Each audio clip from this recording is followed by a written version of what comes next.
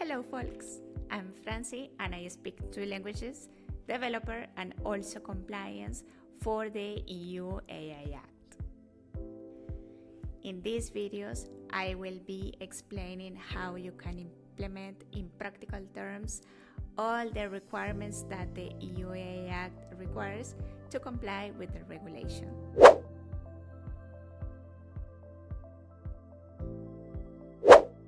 Let's start. Today we will be working in oversight in general.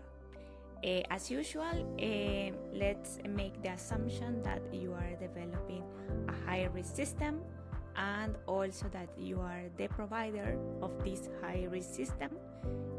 All of this based on the EU AI Act.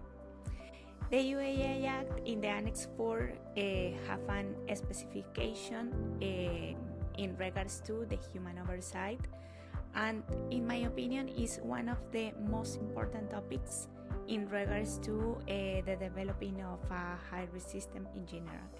It's one of the most important topics to evaluate in several topics, so I'm gonna provide you some of the ideas that you can include in your technical documentation, but also assess that this type of human oversight is implemented in your high-risk system.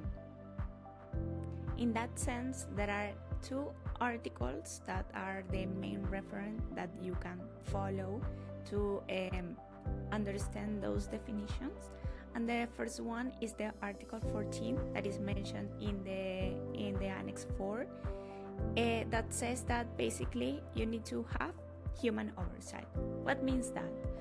Human oversight is the human-machine interface tools that you can provide in the system to permit that the final user that is using your AI system understand the capacities and limitations that your AI system can have, and with that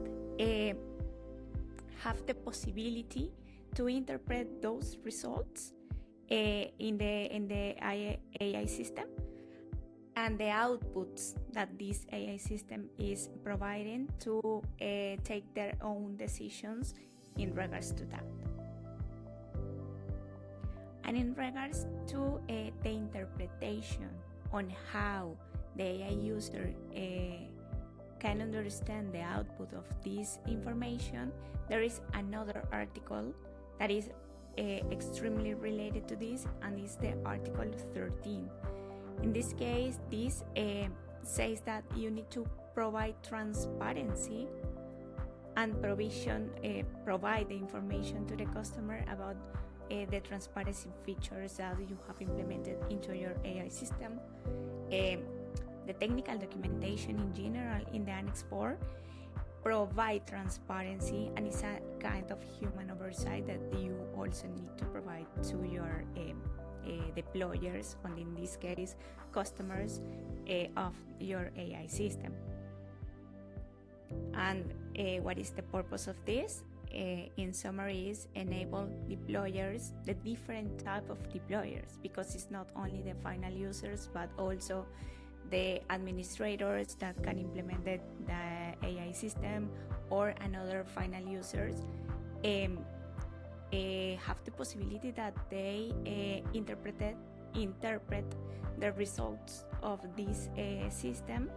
And to do that, one of the most important topics that is mentioned in the Article 13 is that you will need to develop the instructions for use.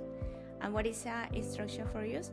For the final user, and how understand and interpret the results of the AI system, but also how an administrator can implement this AI system in general, or maybe if they need to provide trainings to the final users, etc., etc. As usual, that depends entirely on how your AI system is developed, and basically that's it for human oversight, but it's one of the most important topics that you need to evaluate in your AI system. Thanks for joining, and if you like this content, please subscribe and recommend me with your colleagues or all the people that need this information. Bye bye.